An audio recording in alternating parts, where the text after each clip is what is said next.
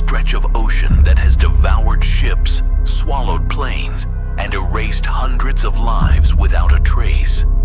Somewhere between Miami, Puerto Rico, and Bermuda, the sea draws a perfect shape, a triangle of disappearance.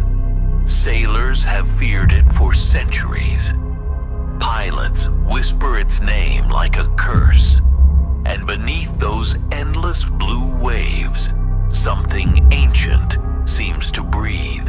It's a place where compasses spin without reason, where radio signals vanish into static, and where time itself feels different, stretched, distorted, hungry.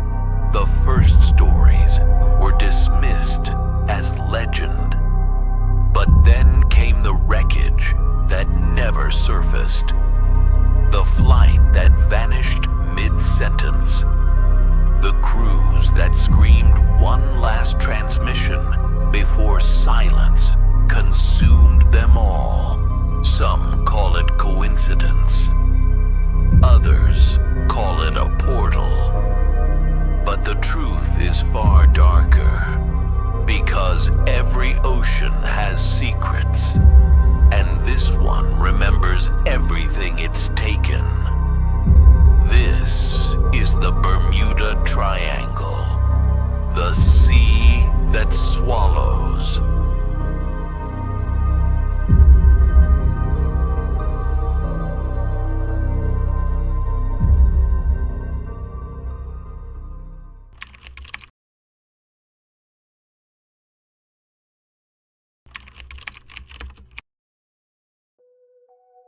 Before the satellites, before GPS, sailors already feared this place.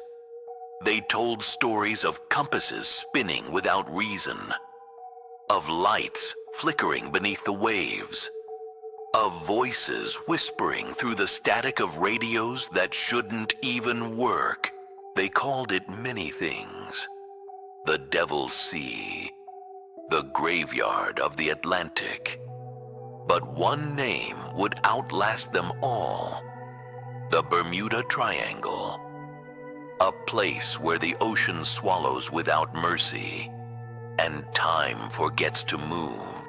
The first vanishings. Long before modern flight, long before engines cut through the sea, there were stories whispered between sailors under the dim glow of lanterns. They spoke of ships that set sail from the Caribbean and never returned. No distress signals, no debris, just silence, endless and absolute.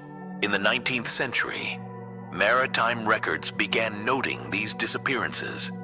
Ships like the Ellen Austin, a schooner sailing from London to New York in 1881, encountered an empty vessel drifting in calm waters. Its crew gone, supplies untouched. The ship was eerily perfect, as though everyone had simply vanished mid-breath. When the Ellen Austin tried to tow the ghost ship to safety, the vessel disappeared again, in a fog. Neither ship was ever seen intact again. To sailors, it was no longer a coincidence. The sea had started keeping secrets. The USS Cyclops then came 1918, the case that defined the legend. The USS Cyclops, a 550-foot naval colossus, left Barbados carrying 309 men and 10,000 tons of manganese ore. It was a calm voyage. No storms, no distress calls. And then, nothing. The Cyclops vanished somewhere between Barbados and Baltimore. No wreckage, no oil slick, no SOS. The U.S. Navy searched 140,000 square miles of ocean. They found water, only water. To this day, it remains the single largest loss of life in U.S. naval history outside of combat. The official explanation? Unknown causes. But for those who believe in patterns, the Cyclops was only the beginning. The pattern grows. In the years that followed, the disappearances multiplied. Ships, planes, private yachts, all vanishing within the same invisible borders. By the 1940s, the ocean between Miami, Puerto Rico, and Bermuda had claimed dozens of vessels. And in 1945, 5 Navy bombers on a routine training mission, Flight 19, radioed that their compasses had failed. The commander's last words echoed through the static. "We can't find west." Everything looks strange. The ocean doesn't look like it should. Minutes later, they were gone. The rescue plane sent after them disappeared too. 6 aircraft, 27 men, erased. That was the moment the legend ignited, the birth of the Triangle. In 1964, a writer named Vincent Gaddis put a name to the nightmare. In an article for Argosy magazine, he drew lines connecting Miami, Bermuda, and San Juan, Puerto Rico, forming a perfect geometric shape, a triangle of vanishing. He called it the Bermuda Triangle. What had once been superstition became story, and story became myth. The public was obsessed. Newspapers printed maps. Scientists tried to explain the magnetism. Psychics claimed to see windows opening in the sea. And the ocean itself seemed to listen. Quiet, watchful, patient. The theories awaken. As the legend grew, explanations multiplied like shadows.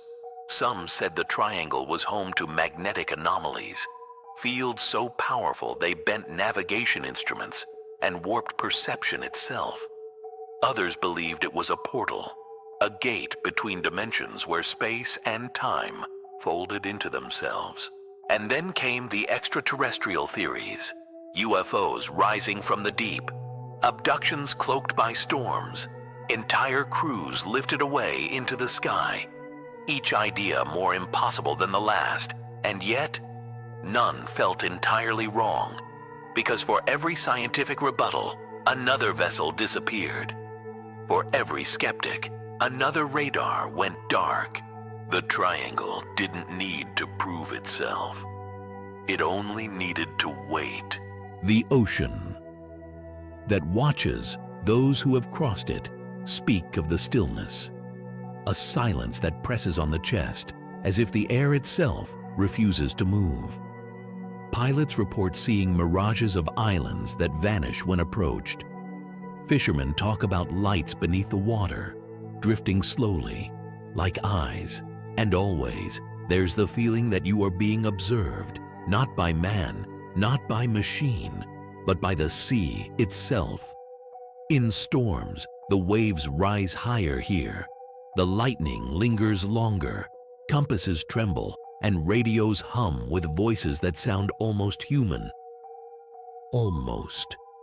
The sailors who survive rarely speak again. Because how do you describe a place that feels alive? Closing beat for Chapter 1. Long before it had a name, the Bermuda Triangle already had a hunger.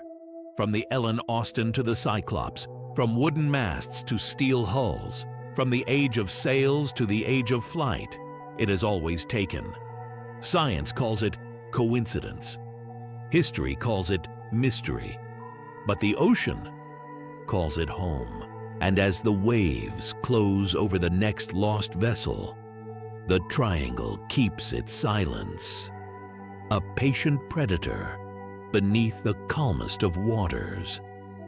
Because in this part of the sea, nothing ever truly disappears.